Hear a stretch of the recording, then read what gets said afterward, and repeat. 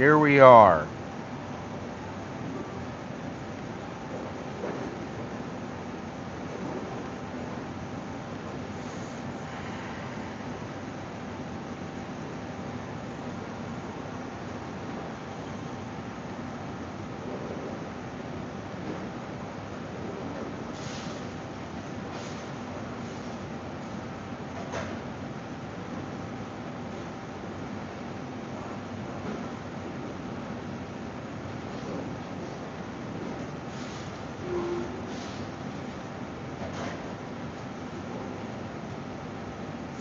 Alrighty. We are here after a few technical difficulties. They always want to, YouTube always wants, they want you to stream or shoot video, good morning, vertically. And I hate it. It's like they only want to do that to compete with TikTok. And they just make it, I mean, I thought I already clicked everything. Everything was in place. And no, you're not. You have to go back. Sometimes you can fix it, sometimes you can't. But it's a little bit frustrating. It can be irritating. But here we are. We're here now, and I'm just getting set up. So give me a second. I'm almost done here.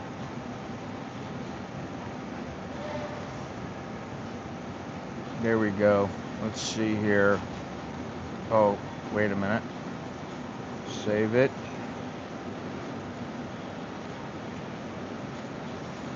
Okay, I think we are ready to go now. Unbelievable. Anyway.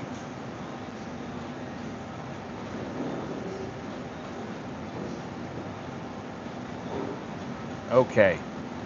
Good deal. Good morning, everybody. Sawati Ton Chow. I am back in Bangkok. Obviously, I'm back in Bangkok. And I had a great time, and I got some videos coming up. And I'm really sorry I didn't get to shoot some more live streaming. I was going to on Sunday, but there was no reception where I was, and I was like, oh well, what are you gonna do? Can't do anything. And then it was like, all right, better to shoot the video and, you know, do it that way. Nice place though. You know, before I get into everything, it was a very, very nice place. And I would say it's pretty close to Khao. The only thing that was different was in Khao I was staying in a resort that was $500-600 a night, and you know, it's hard to compete with that. And we had a nice beach, but I'll talk about that. I got a video. You know, I did sit in the restaurant and talk about Kalipe, and my wife just told me, she said, oh well, I'm gonna have to take some, well, she doesn't have to, but she wants to take some time off next month because she's been busting her ass lately. And I'm like, okay, where do you want to go? She's like, I said, I don't want to go the usual places. I don't want to go to Chiang Mai. I don't want to go to Khao Sok. I don't want to do all that. So I don't know where we're going to go, but we're going to go somewhere else. And hopefully this time we'll have a little better reception. I'm thinking of Koh Lanta, but then I don't know. We'll see. Anyway, let me just, I think I've got everything in place now. Yes, I do. Before I continue, do me a favor, smash the like button, hit the like button. Subscribe if you have not done so already. That would be appreciated. And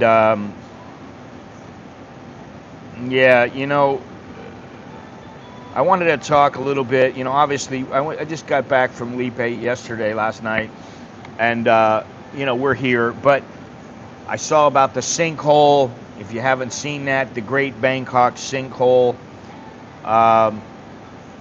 you know, it's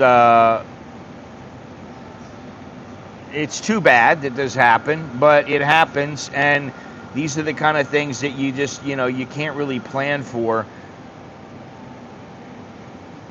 First I saw it was 50 feet, then it was 50 meters, now it's 160 feet, so that's a pretty deep sinkhole.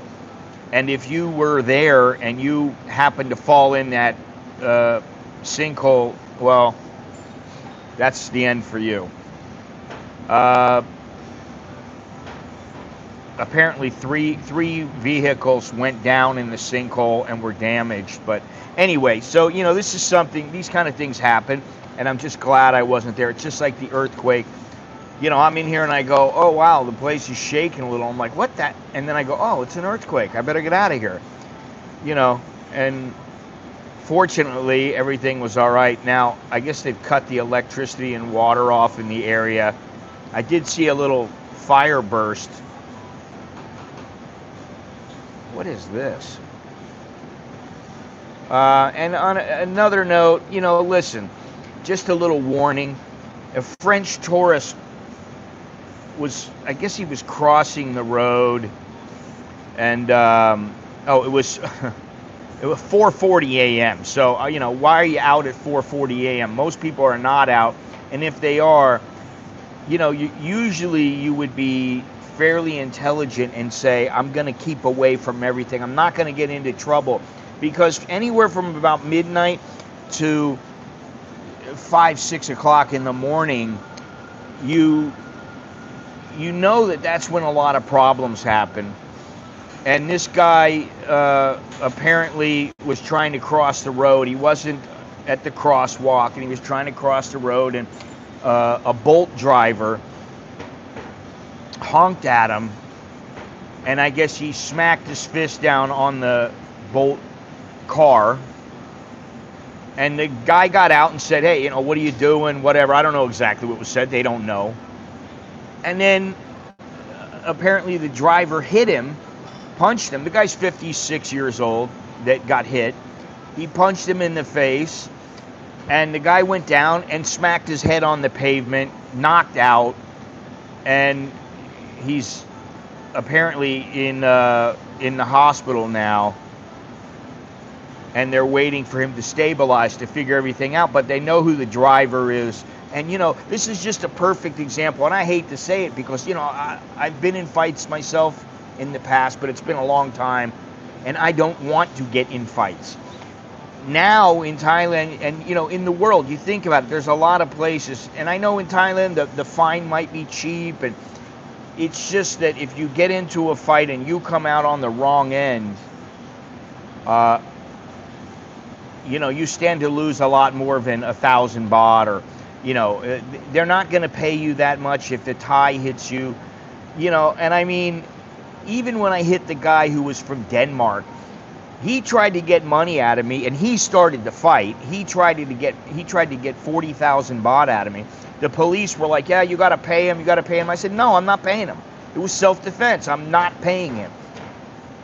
And I didn't have to pay him, but I was very lucky because I could have had to do so. But I said, no, I'm not going to. And as it was, I paid 2,000 baht, and that was the end of it. That was for court costs.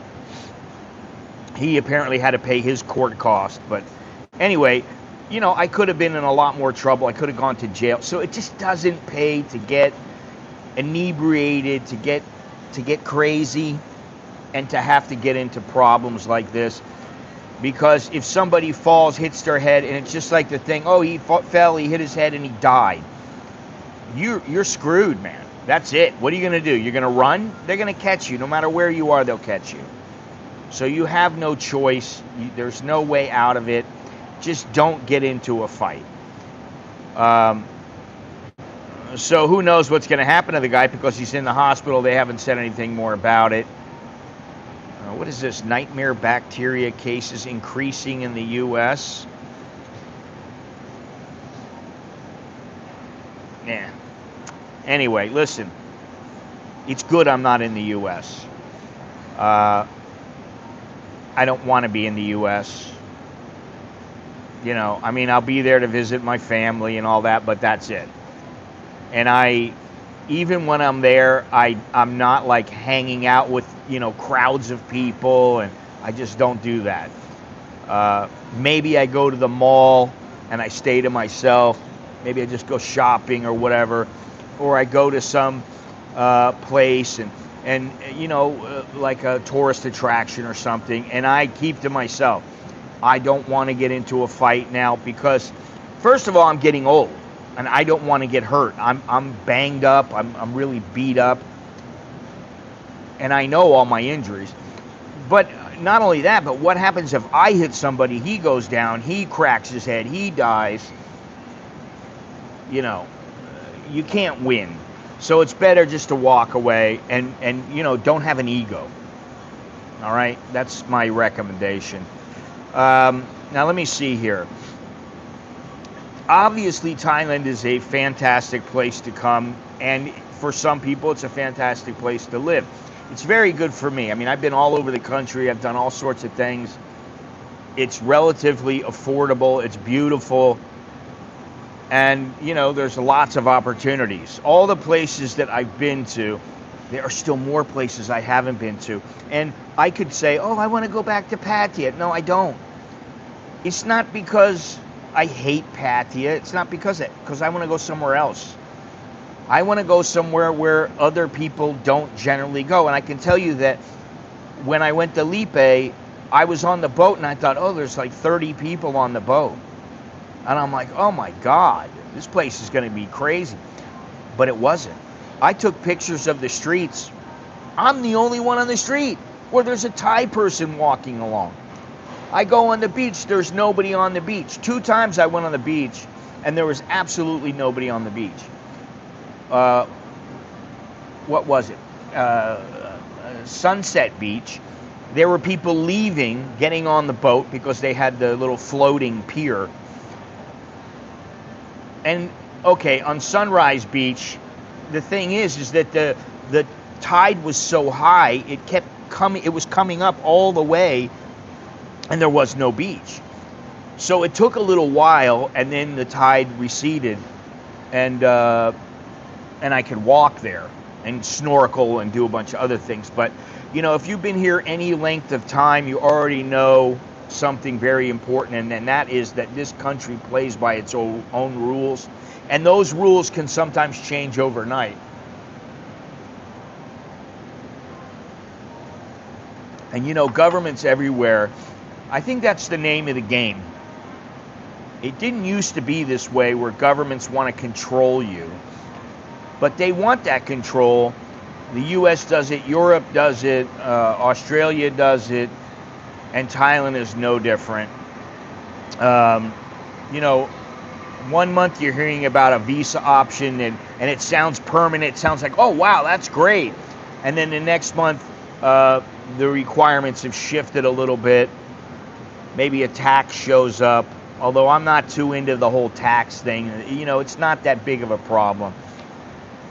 I'm still waiting for my Wise card, which hopefully will be here by the end of next week.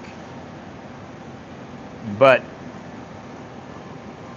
sometimes it feels like they're moving the goalposts, or the ground is always moving, and this is a cycle. It happens over and over again, and sometimes it's ineptness. And the banking system now, the whole system is kind of tightening up, and they have this know your customer. It's like, listen, they know me. I mean, I've been there for 30 years. How much more do you need to know me? It's ridiculous, but I understand what they're doing. But if immigration just decides that they need a new document to renew your retirement extension, guess what? If you don't have that document, they're not going to renew it. And something like cannabis. Now, I mean, this cannabis thing, it's crazy. It's illegal to legal to somewhat illegal, and restricted in a matter of 2 years. Now, what's funny is 2 things on Lipe.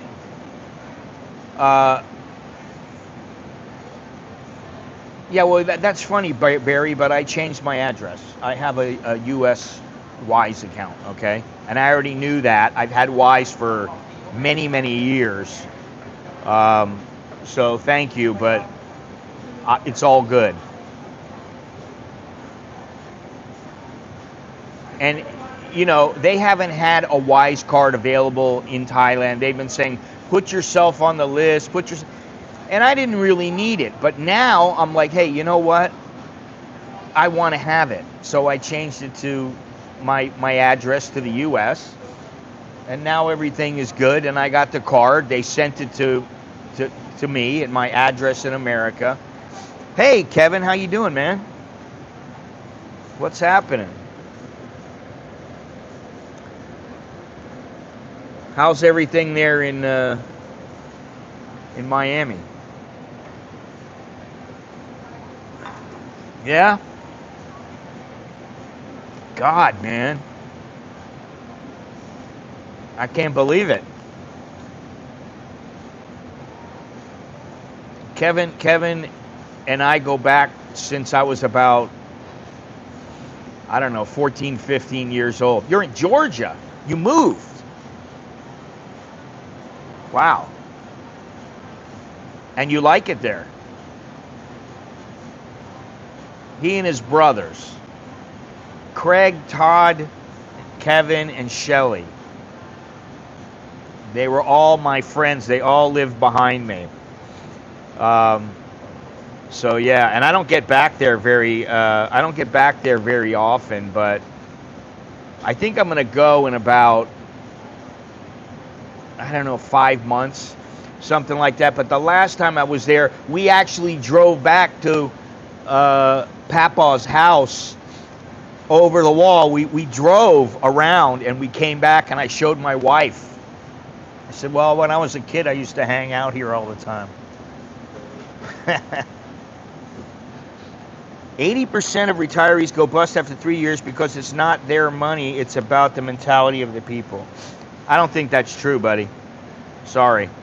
I mean, I know some people go home, but I think a lot of people, when they come and they're retired, they decide to stay here, and they're here for good. I think it's the younger people who leave because they're not ready.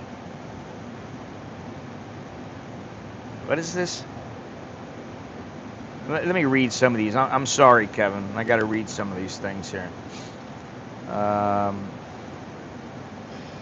Swallow your pride. Do you think Thailand is making it more difficult for middle to lower income foreigners to live in Thailand long term? Well, financially, I think it's the same. I think it's the same. I mean, you know, the amounts are basically the same. You have to have the same amount of money. But I think they're making it a little more difficult just by requesting certain items and not allowing certain things. But yeah, Lipe was dead. Well, you're saying ocean conditions were bad. They were fantastic when I was there.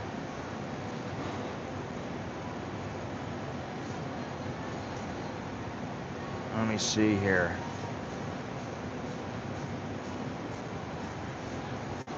What about Lipe and weed? You know, like I said, I used to be a big weed smoker, but that was a long time ago, and I don't know why I don't do it now. It's just like I don't even drink now. I've even stopped drinking wine now. And I'm just like, does it do anything positive for me? No.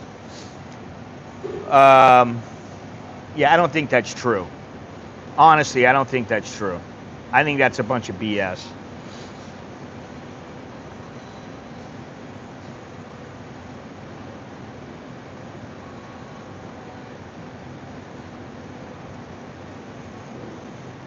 Everybody says this, but the thing is, there are more expats coming into Thailand now than in the past few years. There may be, hey, don't bogart that joint, yeah, man. I mean, it was crazy. Growing up, 15 to about 30, I was nutso about weed and everything else. Let me see here. Yeah, there are no real there are no real statistics that show Americans are departing. It's 92%. I don't think that's true.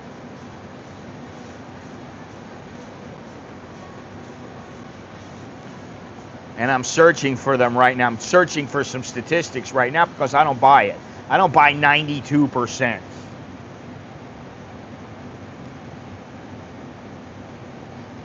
"55% of foreign expats considered leaving Thailand in 2024. This is from the Thai Examiner. They considered leaving.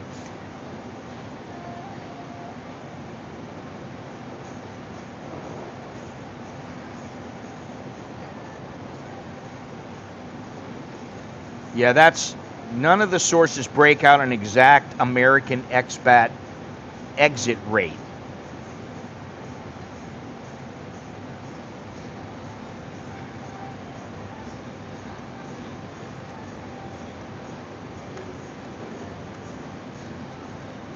Hello in Chiang Mai.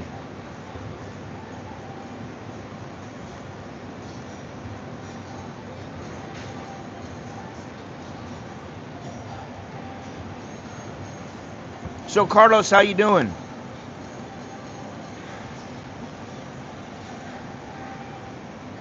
Don't know about 92% so far, but 7 friends of mine have left for Vietnam. Well, you know what I would say about going to Vietnam? Go ahead, go. I figured you were.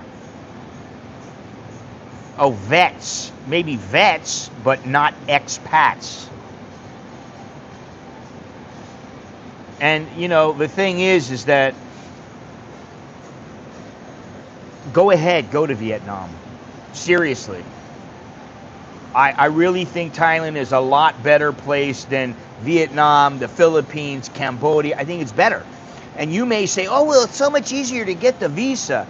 Okay, so what? So, you know, if you have a little bit of money, it's easy to stay in Thailand.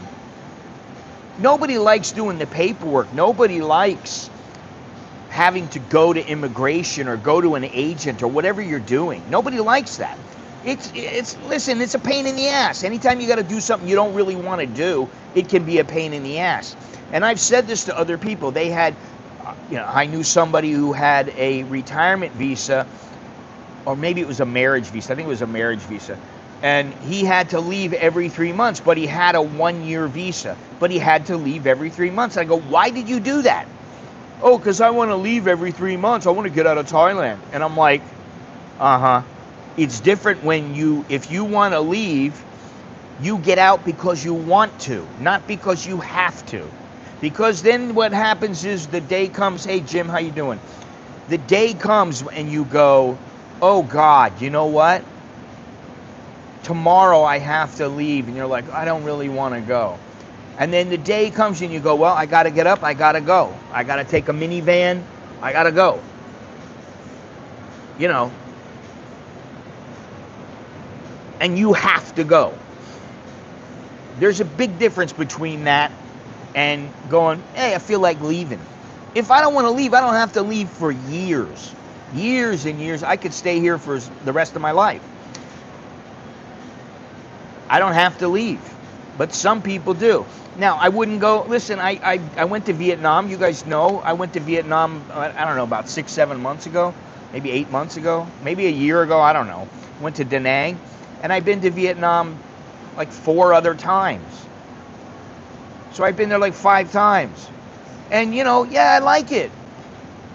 But it's not as welcoming, in my opinion, as Thailand. The visa situation is just a pain in the ass. And Cambodia, well, listen, you can get a visa very easy, but I think it's quite a bit more limited than Thailand is when it comes to the things that you can do. I do not understand the need to use a visa company here in Thailand. It takes me no longer than 45 minutes to renew. You just have to have all the right paperwork and 1,900 baht. Well, what kind of visa are you on? Are you on a retirement visa?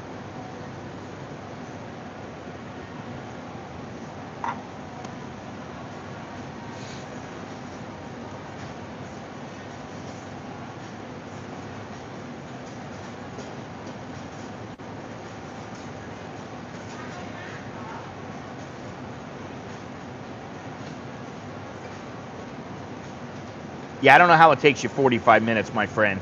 I'm sorry.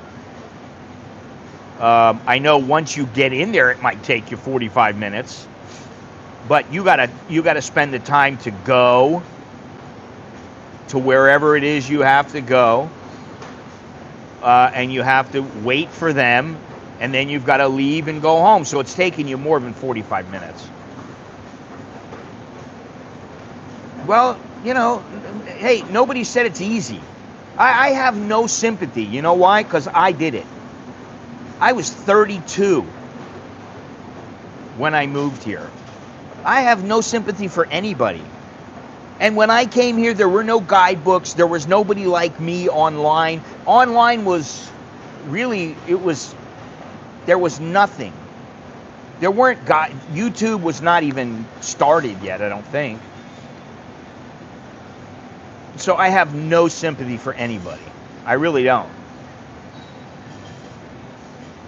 And this is the thing. To me, it's just like, listen, you want to bitch and moan? Go ahead, do it.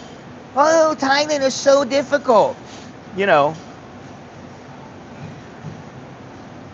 Okay, so it doesn't take much time. I understand. I don't think it's a big deal. I really don't. But with the agent, the thing about the agent is that sometimes people don't want to deal with going to immigration. They just don't want to go there. And if you go to immigration, if you go to an agent rather, they'll take care of your 90-day report, and you don't have to worry about the TM30. But even those are not a big deal. I mean, you want to get your 90-day report done, you can do it online. You can mail it in. Excuse me. You can mail it in. So there's a lot of different ways to approach it. There's more than one way to skin a cat. But about the cannabis, let's get back to the cannabis. I'm on the island. There are cannabis shops all over. Nobody's asking for a prescription, which I didn't think they're going to hit everywhere. A place like Lipe, I didn't really think they were going to do that. But if they really want to, they can. Now, here's the thing. They want everybody to be happy on that island. And, I met someone who was a dive instructor. And I said, I was talking about working and everything like that. And I said, did they get you a work permit? No. I know you're supposed to have one, but they don't do that. What they do is they just pay off immigration. Because the diving business is so big, they don't want the diving business to suffer and not have enough people to be able to handle the amount of tourists that are coming in that want to go scuba diving or skin diving. So, there's a lot of things they don't do, and that's why there's always that saying, this is Thailand. Whether you like it or not, this is the way things work.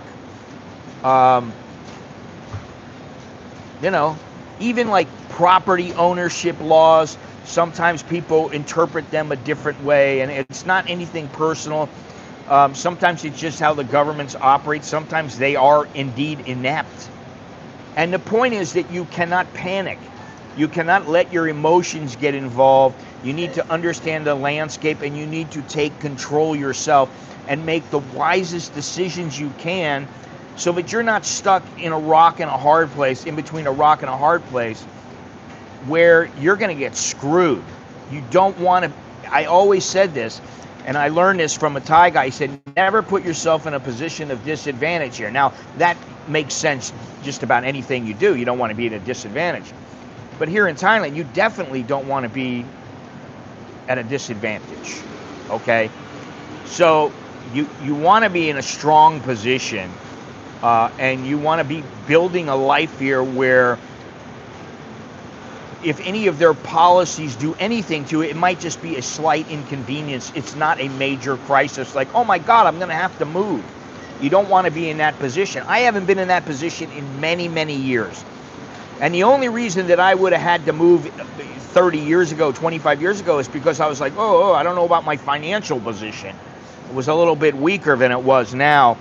And, that's what we're going to continue to talk about in this stream, is the control aspect, and not about the fantasy of trying to influence policy, but the real practical control that lets you live and lets you sleep and lets you have a life here where everyone else is worrying, but you're not worrying. And I'm in that position. You know, you don't worry about the latest rumor. Oh my God, they're going to do away with all agents. Oh my God, they're going to raise the amount you need for retirement to 1.5 million baht. You know, little things. I mean, that's not little. And what they've always done is they've always allowed people to be grandfathered in. And I've said this before. So if you're somebody who, you know, you've been living here since 1969 and you paid maybe 200,000 for a retirement visa and you've never let your visa lapse or your stay of extension lapse, you're still going to be paying 200,000. So if they raise it to $1 million, which I suspect they will do that fairly soon,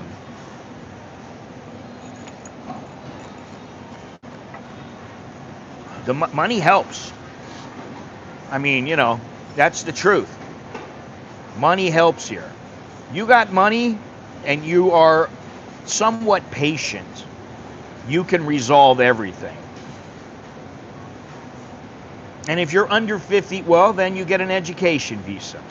Or you get a business visa and you start working here if you can get a job somehow. Or if you get married, I mean, after a few years, maybe you're going to get married. I don't know. Maybe you won't get married. A lot of people don't want to get married nowadays.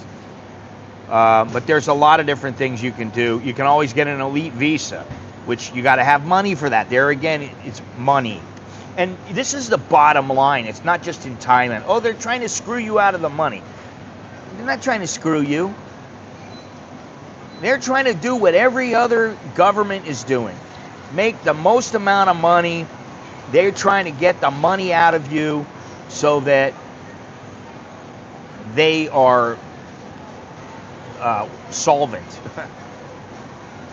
It seems to me that once you have money, things tend to resolve automatically. Well, I wouldn't go that far, but yeah, it does help for sure. All right, let me continue here. Oh, I wanted to say, hey, you guys should clap your hands because guess what? Right now, the Thai baht is 32.08. After being under 32 for many weeks, it's climbed above 32.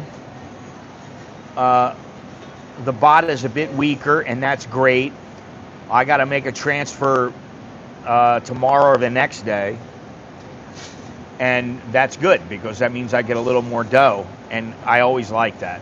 The air quality right now, 61. The temperature is 80 degrees, high of 87, low of 79. The feel like temperature is 81 and humidity is 84. It is muggy out. It's very muggy. And just so you know, it's supposed to be rainy now through next Saturday. So there's a lot of rain coming in, and usually it comes in the afternoon. Now, in case you're just joining us, I'm Scott, I'm an American, and I've been living here for over 30 years.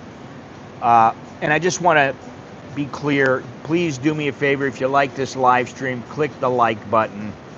If you have yet to subscribe, please subscribe.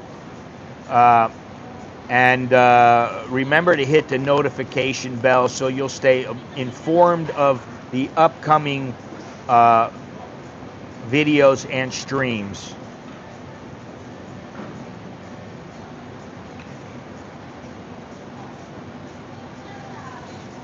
Now let me see something here.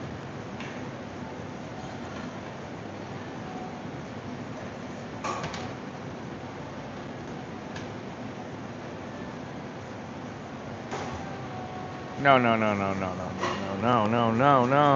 Let's see here.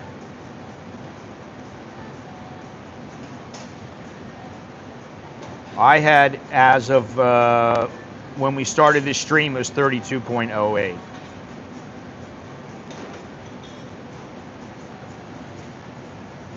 30 now it's 32.16. So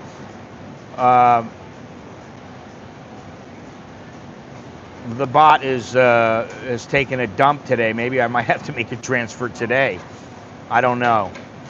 Yeah, and I really like Wise, but some people like Revolut, and I used to use Revolut, but then they said, oh, we're very sorry, but we can't service people in the United States. And I said, well, now I'm in Thailand also.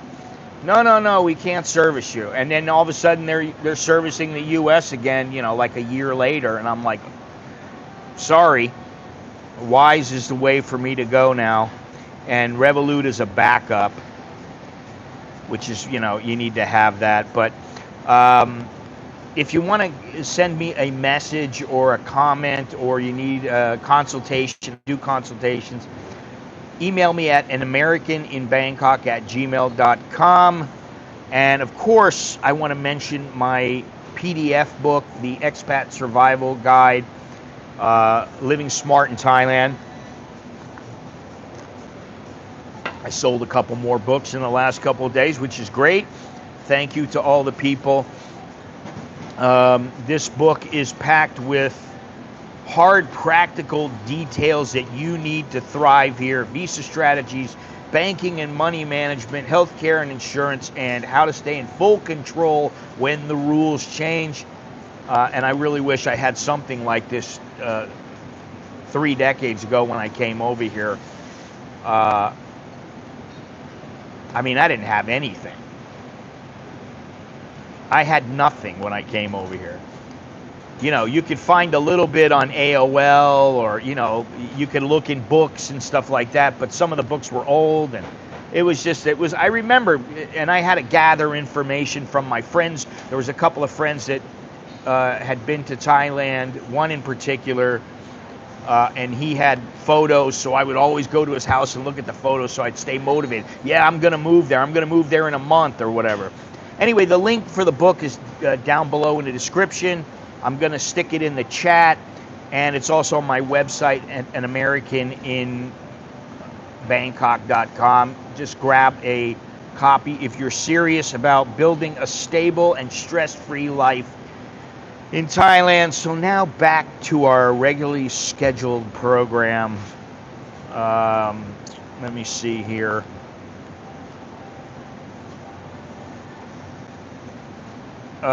Yeah, there was no digital nomad when I was first living here, and to be honest,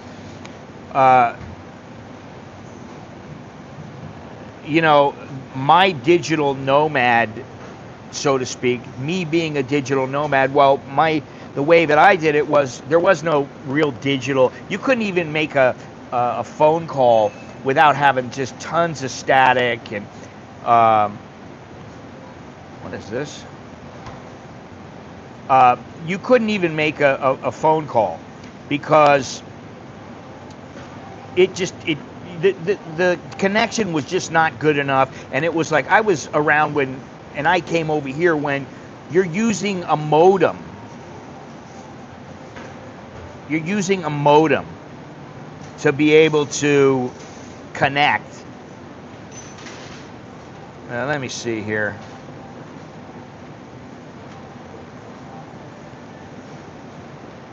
Oh, why is this? All right, let me see here. And believe me, you're using a modem. A modem is not the way to go.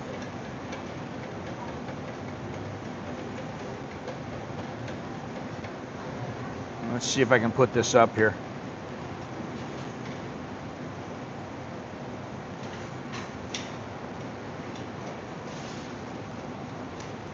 Alrighty, now we're going to be ready to go here.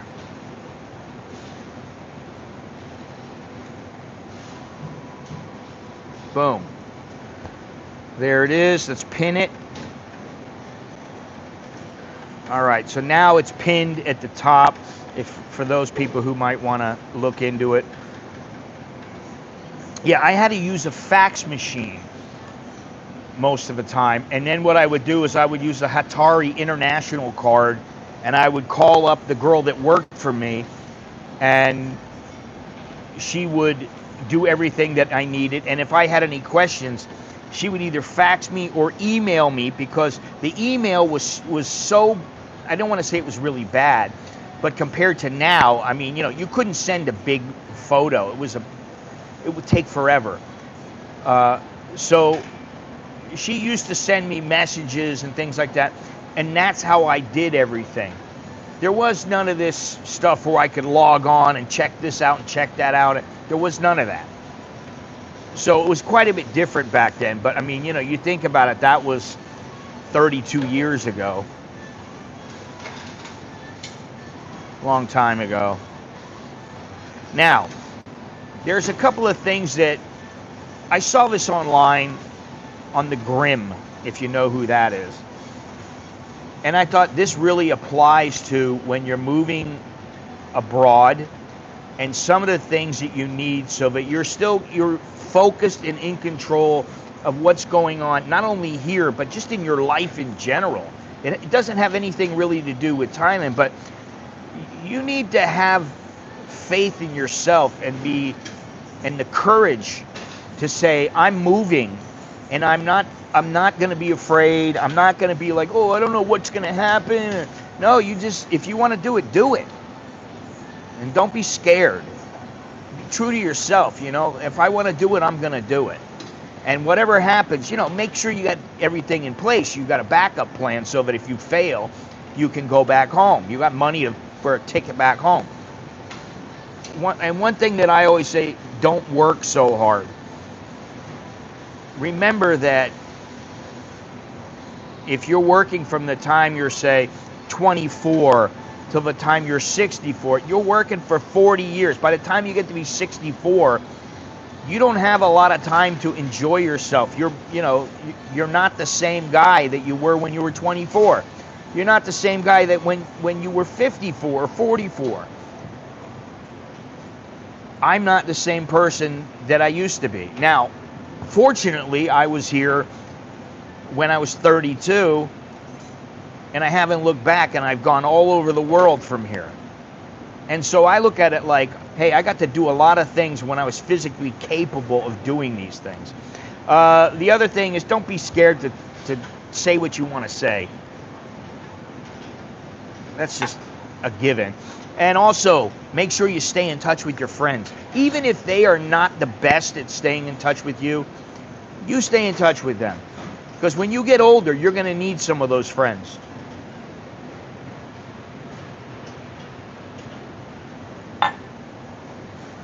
And the last thing is just to allow yourself to be happy. Don't worry about what anybody's saying. Don't worry about if people are saying, oh my God, you're going over there. It's so bad over there. The people there, oh, it's nothing but prostitutes. And don't worry about it. Worry about what you want and what you want, how you want to live.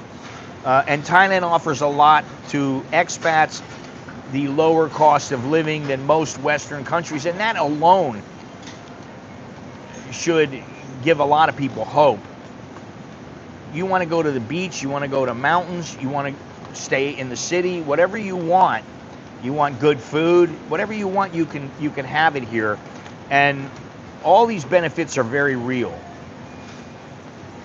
Now, there may be a couple of little painful things you have to get through, but there's pain points in every culture. And you just have to understand and plan around them.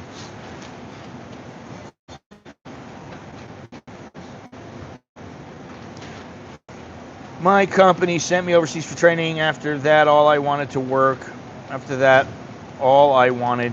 overseas. In 5 different countries, all geographies, now retired here in Thailand, best place I ever worked. Yeah, I've been all around the world, and I would say, after considerable thought, I still think this is the best place. I used to like the Netherlands a lot. I liked France. I actually liked France. I was in Cannes, and I loved France. I really liked it there. It was really nice, but I was like, it's really expensive. It took like 5 of us renting out a house to be able to stay there for 2 weeks, and it was it was something crazy. It was like for 2 weeks, it was like $4,000 or something. ตอนนี้มีเอสเปรสโซ่ไหม 3 ทำไมก็น้อยจังอ๋อเหรอแต่คลาสสิกคนจะซื้อเยอะเหรอ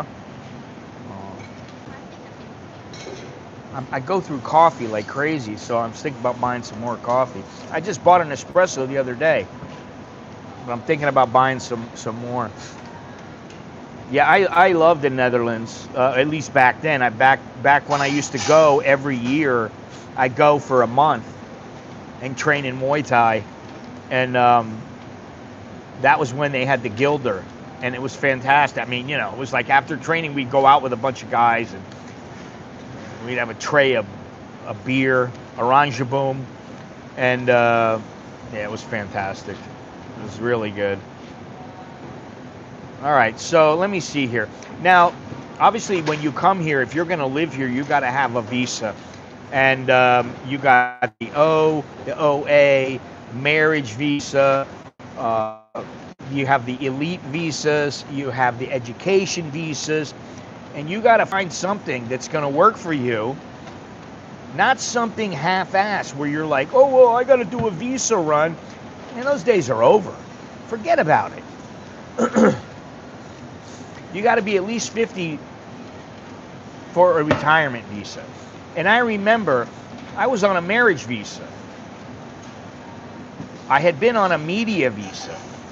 And then I was on a marriage visa. And immigration helped me. They were like, oh, you know that you don't really need to go through all this. I go, what do you mean? Oh, well, you can just get a retirement visa. You have enough money. You have everything in place. I said, really? Yeah. I said, okay. Boom. That was it. I got a retirement visa. Let's see here. 800,000 in a Thai bank. And like I said, I suspect that'll be changing in the next couple of years. Or you have to have at least 65,000 baht a month. But obviously these details can change, and same with the health insurance, because if you have the O visa, you don't need the health insurance. If you have the OA, you do need it. And some offices may just say to you, oh, well, you're going to have to get this, you're going to have to get that, and no place else do you need to get these things. So you have to think about this, and what's acceptable in Chiang Mai might be questioned in Phuket, and vice versa. And this is not really unique to Thailand, and it's how bureaucracy works.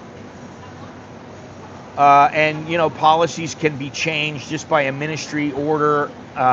You don't have to have long legislative debate here to change some of these things. And so you got to be ready. And that's the thing is, what is it, the 7 Ps? Proper planning prevents piss poor. What is it? Thai immigration also gave me good advice on my visa. I've always found them helpful. Yeah, I really have not had any problems with the immigration. And I hear a lot of people, they just complain and complain and complain. And I mean, I understand sometimes it can be a little bit irritating. But, nobody said it's going to be easy when you came here. Oh, but I go to Cambodia and all I have to do is go to an agent and they'll just get it to me for $300. Okay, so what else do you have there? Is the food as good as it is in Thailand? Do they have the options? No. On a smaller scale, maybe. Do you have the same medical options there? No. Do you have the same kind of attractions there? No, you don't. I'm trying to remember what this is. Proper planning prevents poor performance. No, that's the 5 Ps. It's proper planning. Yeah, it's the 7 Ps. Let me see here. Prior proper planning prevents piss poor performance. Yeah, I think that's what it is.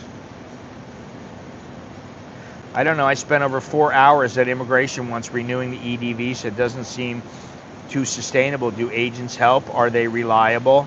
Hey, Sammy, how you doing?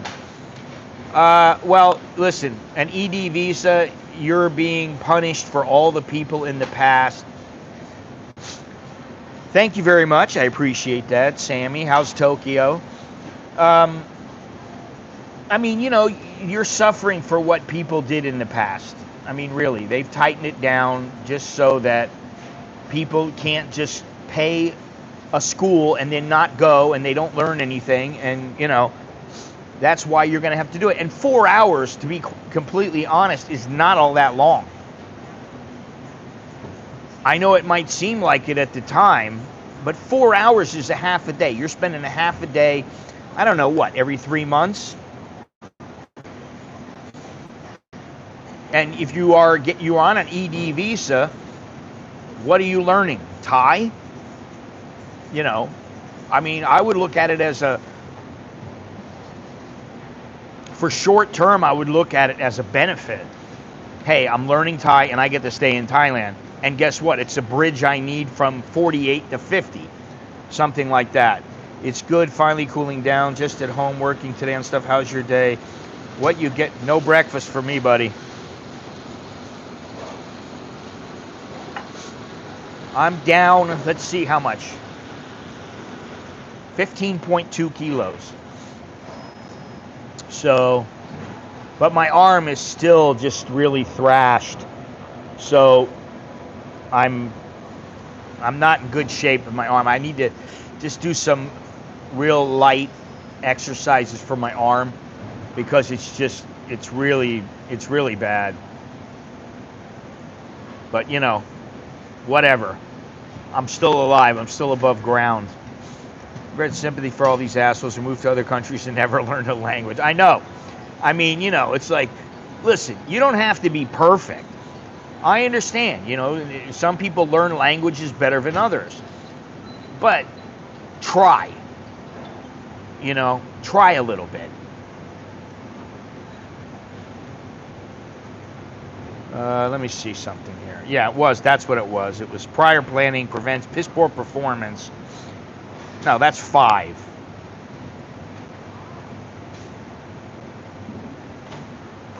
Prior proper planning prevents piss poor performance. All right, whatever. Thank you, Sam. Thank you. Every 3 months. Well, you know, I mean, why should they change their laws so that if you're, say, 40 years old, well, you don't have to wait so long? You know. Well, I haven't given up caffeine. I don't drink. And I didn't usually, for the most part, I didn't drink all that much. But now I don't drink at all. And I'm about as clean. I eat about as clean as somebody could eat. I don't give up the caffeine. I haven't given up the caffeine, but I may. I don't know. I still like a cup of tea sometimes, and I wake up in the morning and it's boom, I make a coffee. But then I think about all the money I spend on it, and I think about, you know, does it really do me that good? Sometimes it does, sometimes not. You get mad headaches, yeah. Yeah, that's what happens when you don't do the caffeine. Let me continue here.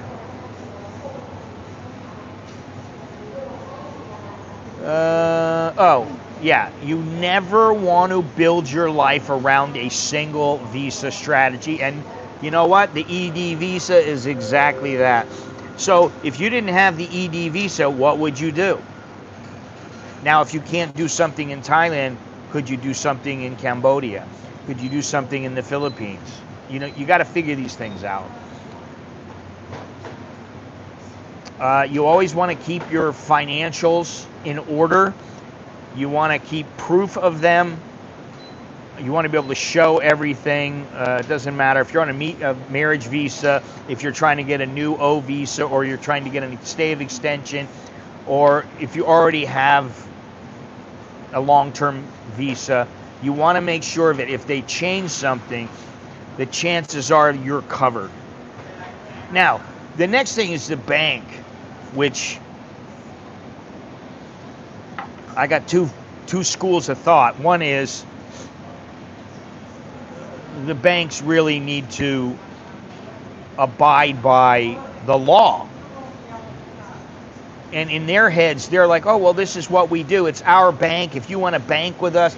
In Asia, somebody told me this a long time ago, and I believe it. In Asia, it's like, you're lucky to be our customer. That's how they think. Well, you're our customer, but, you know, we don't have to have you. You're lucky. In America, it's like, oh, you're our customer.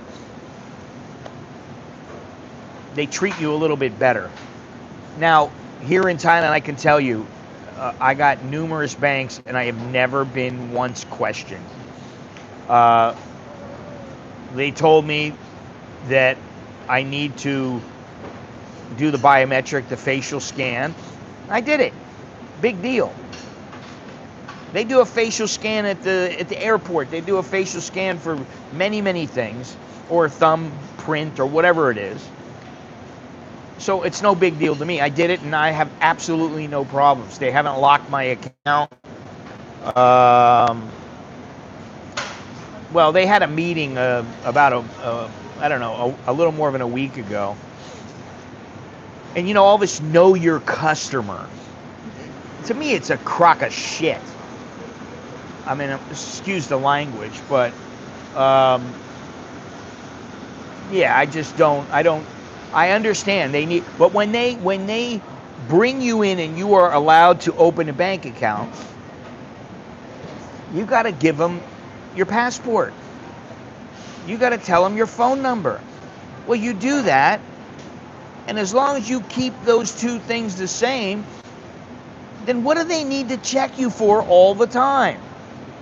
Oh, well, maybe somebody opened a mule account and we're doing this and we're doing that. Oh, we have to check on this. We have to make sure. Oh, my God. You know, they're so worried about losing money. And it's like most people, they have no intention of doing anything criminal at all. So, you know, if they froze my account, I'd be like, okay, that's all right. Freeze my account. Once I get it unfrozen, you'll never have my money again. It doesn't matter. I don't need them. There's plenty of banks in the world. I don't need them. You don't need a bank. Now, it'd be nice to have two banks in Thailand. That's what I recommend. You have one bank for your retirement money, and you have one bank for everything else. For little things. And you know what? I'm not using the QR that much anymore, and I'd like to stop altogether, but you know, like I think about it and I think, well, how do I pay my electric bill? Oh, I got to go to 7-Eleven. I don't really want to go to 7-Eleven, but okay. You know, I mean, like, I got to pay my internet bill. Do I want to go into True every single time? No way. I hate going in there. They got like little 18-year-olds working there, and they're, you know,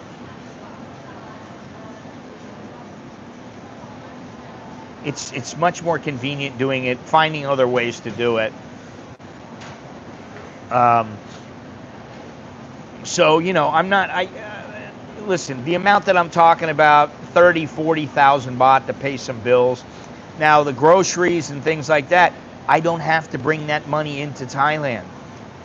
I leave it in the U.S., leave it on my Wise card, not a problem. I just placed an order with Shopee yesterday. I bought a little scale for coffee. What else did I buy? I bought some underarm deodorant because it's the kind that I like, and they don't have it here in Thailand. And I bought some measuring cups. And, you know, it's like, how do you want to pay? You want to pay cash? Well, I can pay COD. Well, you know, it's a bit of a pain in the neck, though. So you got to figure out, what do you want? You want convenience, but guess what? Those things that I bought yesterday, it was about 600 baht altogether. Now, if I lost 600 baht in the bank, they locked my account and said, you can't have access to your 600 baht. Oh well, no big deal.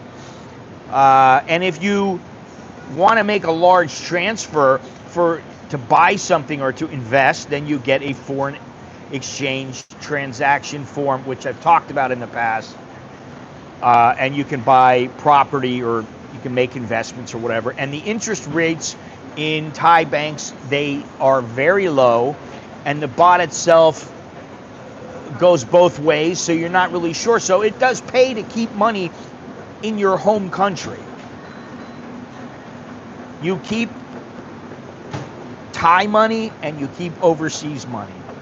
And you use a reliable transfer service, or, like I've got a couple of ATM cards for my US account, so that if I need to take money out, I can take money out and I don't get charged a withdrawal fee.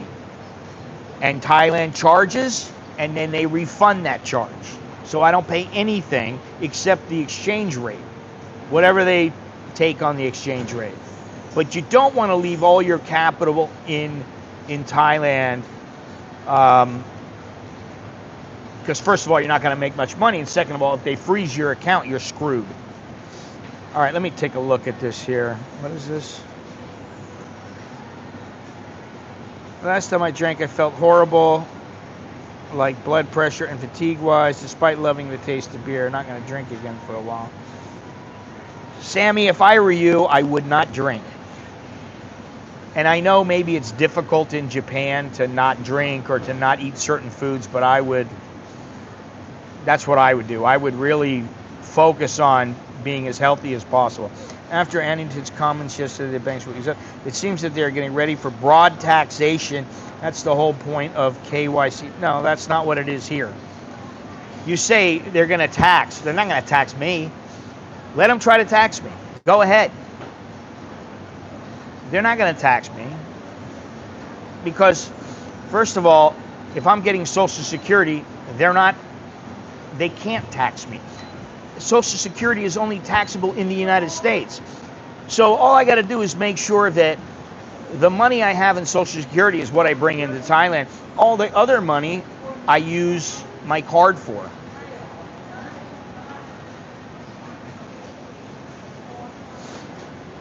It's not that difficult.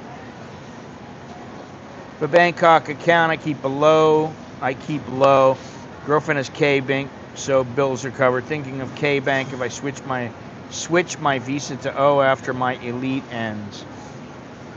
Opened a third account last week. Joint account with my wife with Yellow Book. Took 20 minutes. Yeah, I don't need any more bank accounts. I mean, my kids got bank accounts. My wife's got 5 bank accounts. I've got 7 bank accounts with 5 different banks. And they have never bothered me one time. Only one time did Thai military bank said, oh, we need to copy your passport. And the lady started copying every single page in my passport. I go, what are you doing? Why are you copying every page out of my passport? And she said, she didn't know why. And I was like, you don't even know what you're doing. So she copied my Visa page and my front page, and then she stopped. And that was it. And I was like, all right. And I griped about that because I'm like, why on earth what gives you the right to copy every single page? And I was like, that's the oldest bank account that I have. I've had that bank account for 33 years. I opened that bank account when I was a tourist. No, sorry doesn't solve shit. I'm sorry. Hey, Cyrus, how you doing? Yeah, my trip was great, man. Very, very good.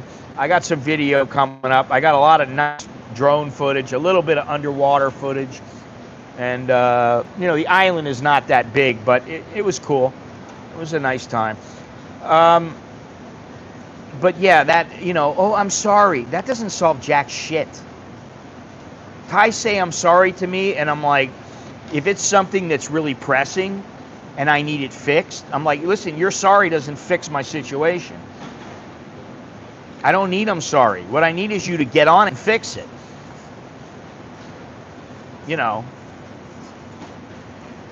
So I don't buy that. I don't buy that. Well, oh, they're sorry. I understand. And I know it might not be their, I understand that, but I know that it might be, uh, they might say it because they just don't know what to do. But, get with the program. And, like I said, and I've said this many times, it doesn't pay for you to get pissed off and yell and scream. It's not going to do anything except put them off and make them want to help you less. If you're just calm, cup, and even in your head you're like, mother, you will get farther that way. For sure. All right, now Thailand's hospitals range from the basic clinic to international standard private facilities. There are hospitals like this in Bangkok, Chiang Mai, Phuket. My buddy was in Phuket about, God, this had to be almost 30 years ago. It was probably about 28 years ago, 27 years ago. And he had deep vein thrombosis. And you could see that his leg was all swollen. And he went to the hospital in Phuket. They told him, we don't have any facilities here for this. You have to go to Bangkok. He flew back to Bangkok, and my wife took him into the hospital and said, oh my God, he's scared shitless. And the guy died from that. I went back like 2 days later and helped him out, and he was like, I'm not smoking, I'm exercising, I'm doing everything I'm supposed to do. Whatever they tell me, I'm going to do. He did everything he could. And I'll tell this story. Even I've never told this story before, but he was renting a room from a woman, an older woman. Now there was nothing going on, but he was renting a room, and she said to him, "You can use anything in the house you want. Just leave it in good condition. But you can use anything that you want." She said, the only thing is don't go in my room. Don't go in my room, don't go in my bed. And he was cooking some pasta. And he went in her room and he laid down to watch some TV while the pasta was cooking. And he got a blood clot or something, and he died. And he died in her bed. So, that was a bit of a strange situation, but, and he wasn't that old. That was a damn shame. And he was a good guy. Now, the cost of hospitals is rising here, and I can't even imagine that it's gone up so much. I mean, it's gone up quite a bit. I remember the days when you went into a clinic, you paid 300 baht. Now you're going to pay, 1,500. And the national population here is aging very quickly. 1 out of 4 Thais is going to be over 60 within the next couple of years. And that means longer waits at public hospitals and rising premiums at private hospitals. So, you got to get ready for this. And what I would say is if I have any chronic conditions, I'll be okay. If I have something that's acute and boom, I have a stroke or something like that, well, that's not so good. If you're over 50, you better lock in your private coverage now and keep an emergency fund. Stash some cash so that, if you got to pay 200,000 baht, you have ready access to it and you can spend it to save your ass, because that's what it might do. You got to find the hospitals that you trust and make sure you got plenty of cash and you got decent to good healthcare coverage, so that you're not caught off guard and just completely devastated, which that can happen. So you got to think about that. Now, foreigners here they cannot own land free and clear. You can buy a condo under certain guidelines or set up different legal structures, but both are kind of risky and depend on Thai law being favorable, remaining favorable, and so that's something to think about. You can't buy land here in your name and keep it in your name. You can't do that. Now you can say, well, you know, I can get a lease. Yeah, you got a company. You have a legitimate company. Then you can do it. But do you really want to do it? Anyone who builds a lifestyle around nominee structures or like a gray zone business is gambling that the rules are never going to tighten up. And, you know, I used to think, oh, you've got to buy a house. You've got to buy a house. It's an investment. Now I don't think that way, and I haven't thought this way in a while. And my wife has bugged me to buy a house. She really wants to buy a house, and I'm like, what do you need to buy a house for? Spend a little bit of cash, get the farm going, get it going to where it's, you know, it's in great shape. If we need to have a little place, we can build a bungalow for 200,000 baht where we have our own little place on our land. Everybody else can stay in the house or whatever it may be. And we don't have to spend 40,000 baht a month to buy a house. Or we don't have to pay 7 million baht in cash, which I don't have now. So, you know, renting is the way to go, in my opinion, because you can pick up and leave anytime you want. You have a simple rental agreement, and you can give up, you just leave. Okay, you want to keep the 1 month that you have of mine, the extra month? Okay, no problem. See you later. And I know people who have done this, and that's a lot better than trying to fight for your house in court if you have to do so.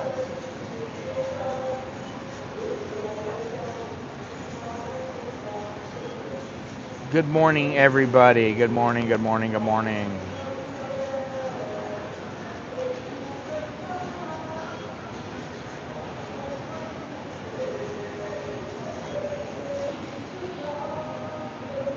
Well, I don't know where you are, Barry, but I've seen hospital prices go way up. All right, and I've been to probably 10 hospitals here in Thailand.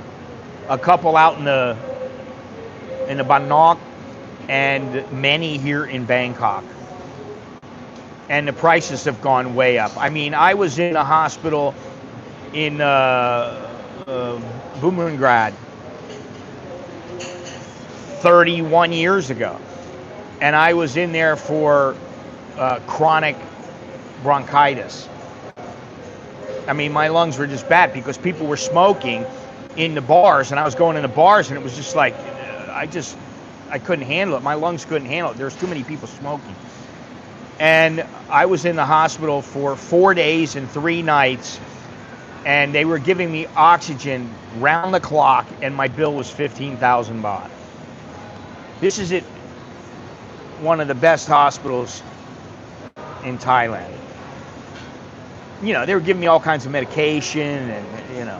But I've been in the hospitals. The last time was for my bile duct, and they gave me fentanyl, they gave me morphine, they gave me everything under the sun. And then that bill was a lot more. I mean, I saved like 90,000 because I bitched and moaned that they had said they were going to put me in a surgery that night, and then it was like 3 days later they finally put me in surgery. I go, you know, why am I not in surgery now? Why was I not in surgery on the first day? So I saved some money that way, but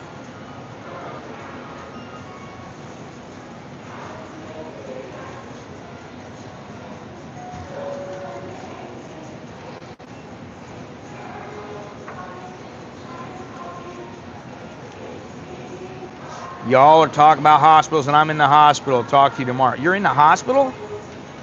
Are you in the hospital like you've been admitted, or are you just visiting and getting a checkup or doing whatever? What's a good amount of total coverage? 1 million, 5 million, 25 million, whatever you can afford. Also, is it better to get inpatient only with a deductible or both in and outpatient? Um, well, I don't mind the outpatient so much because they pay for your emergency room. If you just have the inpatient, they pay for your emergency room visit. My coverage does, and generally we can cover it. But the inpatient, that's a different story. One of the things is like I did my hip replacement, and that was 300,000 baht. And my insurance was like, nah, we don't cover it because you had a orthopedic problem before. And I was like, well, that sucks. So I had to pay for it. Now I have my shoulder here and on the side, rotator cuff, I think. And that's 300,000. And supposedly it's outpatient. They bring you in the morning, they work you over, boom, you're out. So my insurance doesn't cover it. And I'm like, they always nail you somehow. And that's the thing. I'd rather save the money. I'd rather have 1 million baht sitting in the bank than paying every month. I mean, just to be completely honest, I really would rather do that. To me, that's the best way to go. All right, now the Thai government can and does introduce sudden bans, new taxes, revised rules, and they don't have a long, drawn-out public consultation. Cannabis legalization and a partial rollback is the obvious recent example. And now they have the plastic bans, plastic bag bans, sugar taxes. Supposedly they got a new tourist fee coming up, and this just shows you, it might be 2 years they talk about something, then all of a sudden, in like, okay, starting on September 1st, oh well, it's August 21st, yeah, so in 10 days they're going to change everything. And the thing with the weed now, not that it matters to me all that much, the thing with the weed is that they say, oh, it's illegal. You got to have a prescription. I know many places they're still open, functioning, business as usual. But I know some, they go by the book. They have right on their door, you must get a prescription. So, what are you going to do? You do whatever you can. And if you really want to smoke it, you want to take the chance, go ahead. If you base your comfort on your business, on the idea that today's rules will be tomorrow's rules, you are likely to get burned. And the only realistic strategy is to, float like a butterfly, sting like a bee. You stay light and you stay ready to pivot whenever you need to. I mean, seriously, that's how you do it. And control here doesn't mean controlling the government. They try to control you. It means controlling your position so that the government decisions don't really corner you. They don't paint you into a box or into a corner. Now, it's not all that difficult. Like, if you want to retain financial control, you have bank accounts in at least 2 different countries, and you have an emergency fund big enough to leave or relocate if necessary. Hey, if you need 100,000 for you to just get out of the country and set yourself up somewhere, and then you can access your bank in another country, well then that's what you got to do. And the whole gold thing is not that bad of an idea because the price of gold always goes up. You always want to keep your visas, your bank records, and your insurance documents current and backed up digitally if you can. So that's something else you can do. And like I said, I think it's smarter here to rent than to buy. Unless if you want to buy a condo, well then guess what? If you only have 1 million baht and the condo's 1 million baht, I wouldn't buy the condo. If you've got 10 million baht and you say, 1 million baht's not going to hurt me, I'm going to go ahead and get this condo. Go ahead, do it.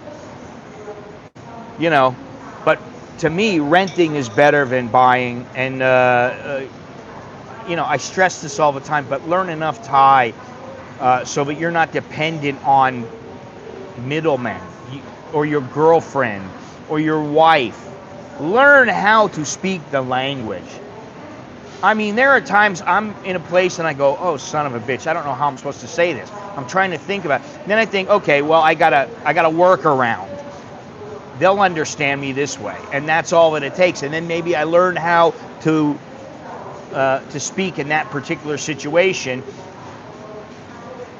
But for whatever reason, I got through to them and everything was okay. Another thing is to keep up to date on what's going on and don't let rumors dominate your life. Don't listen to rumors. When policies shift, and your job is to make sure that these shifts are irrelevant to your security. You want to remain stable. And that's the thing. And I love that. I love the fact I've been stable for years. Yeah, okay, sometimes I'm like, I'm a little cash poor right now. But I'm always okay. I have enough. Now,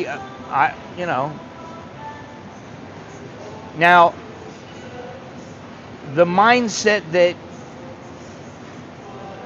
you don't want policies to affect you is what separates expats who thrive for decades, expats like me, from those who burn out or they're in constant anxiety and I've got to go home now.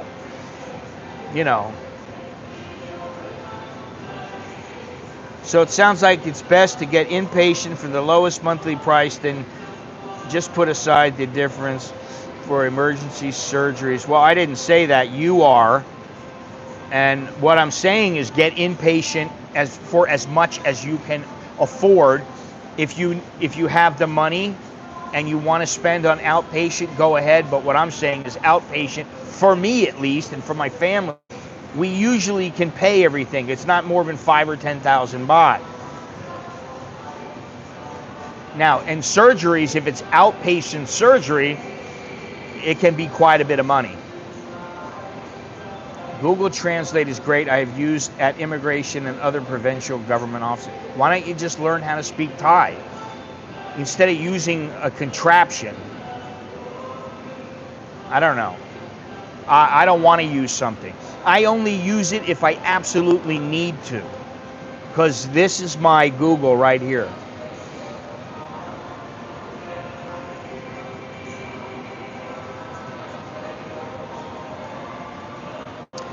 So Thailand is a country that changes fast and unapologetically.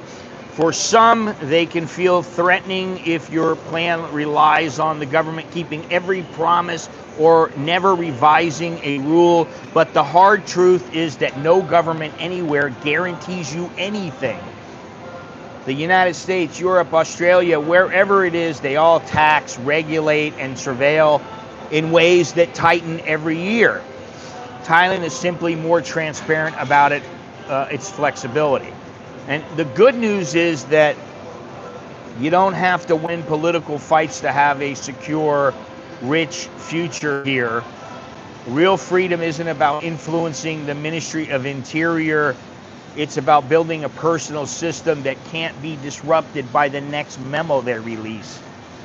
And, I've always said this, but I always have a plan B, plan C. I know we can always go back to the United States. We don't want to. I don't want to. But from the United States, we have a place where we have a couple of months where we can decide, is there somewhere else we'd like to live? And then we can go there. Or we just can bypass the United States and go somewhere else. And we've had numerous thoughts of where to go. It's been Ecuador, Portugal. I'm more apt to go down like towards Malta and Sardinia and those kind of places, but those are just kind of, I need to do more research.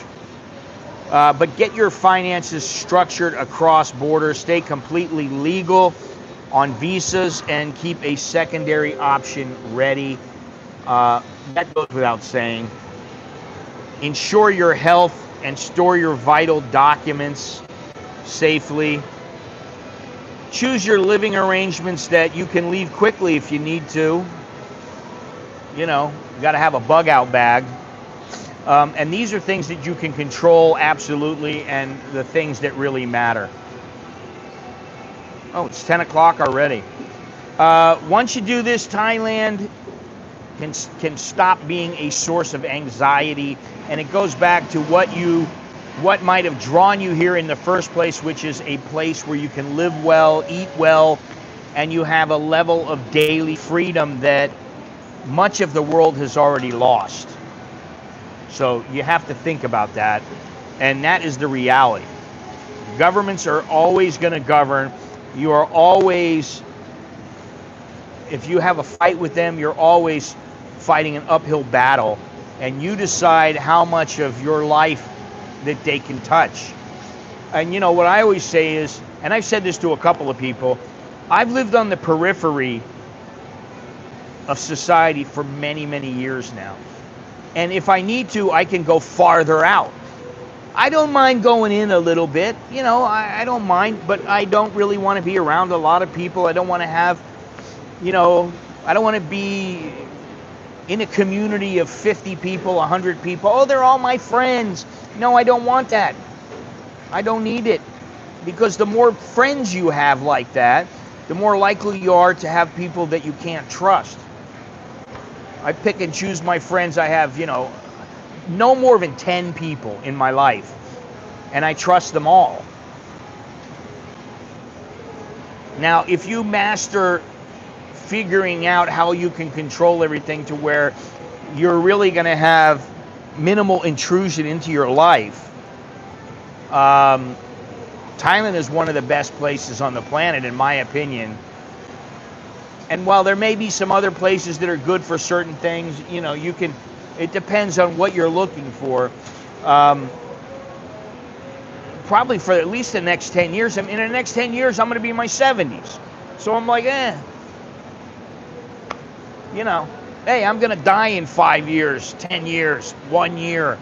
What do I care? You know? Yeah, who has the anxiety? Exactly, Cyrus.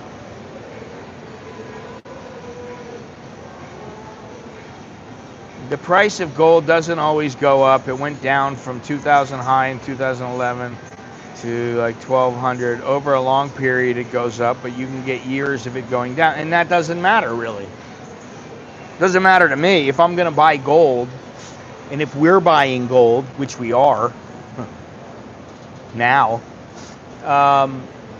it's a little bit at a time, and over time I think it will grow. That's all. I mean, listen, when I came here, gold was 4,800 baht for 1 baht of gold. Now it's about 55,000. So I would say in 30 years, the price has gone up quite a bit. And I would say you can't lose with that. That kind of formula works for me.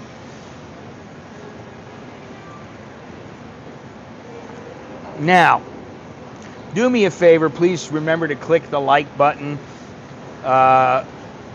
subscribe, hit the notification bell. If you'd like to show the support for the channel, go down below and hit the join button. You can join the VIP section of the channel for as little as $1.99. And like I said before, if you want to get a hold of me, an American in Bangkok at gmail.com if you need a consultation or whatever it may be. And don't forget about my book. The link is down below in the description. It's in the chat. It will be in the comments on my website at americaninbangkok.com. So yeah,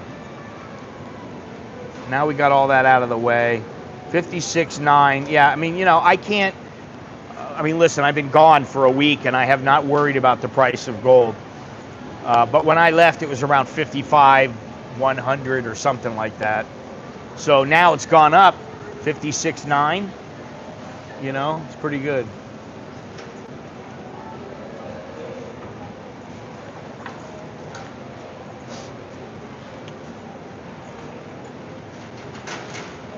Well, I think it's 32.16 right now.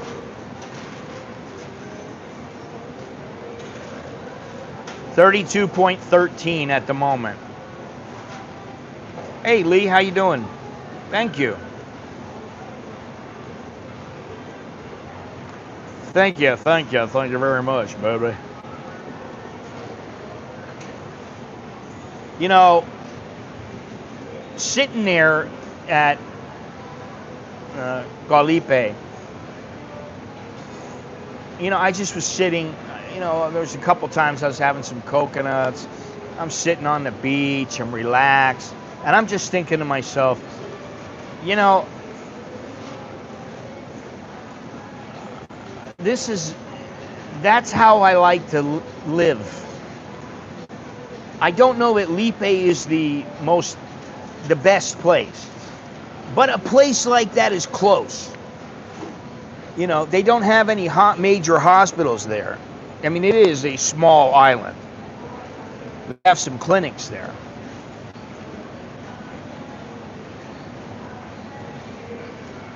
But it was pretty relaxing. And when I think about it, I think, you know, it's relaxing. And I forget who it was said to me, oh, it was in the stream, the last stream. Oh, I would get bored there. I'd be so bored so quickly there. And I go, why would you let yourself get bored? You got to find yourself stuff to do. You know. And on that island in particular, you can go snorkeling. You can go swimming. You can go scuba diving. You can fly a drone. You can go hiking. You can go into one of the restaurants in the town there. You can go into a coffee shop. And I mean, you know, sometimes, yeah, okay, maybe I'll get bored, but so? That's the thing. You know, you think about it, and it's like you watch a TV show on TV, and, you know, really, what's the purpose of the TV show? It's to entertain. It's to keep you busy so you don't remember about your life, whether it's good or bad, whether your life is good or bad. You're not thinking about your life. You know, I don't know, man. I got no real idea. I mean, I didn't spend all that much. I spent 1,000 baht a night for the hotel.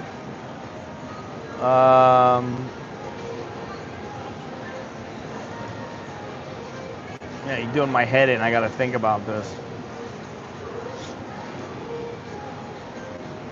I spent 750 baht once, twice. That was to go and come back, so 1,500. I only spent about 400 or 500 baht on food every day, food and water. I spent like 400 or 500 baht. That was it. And what else did I spend on? I didn't really spend a whole lot.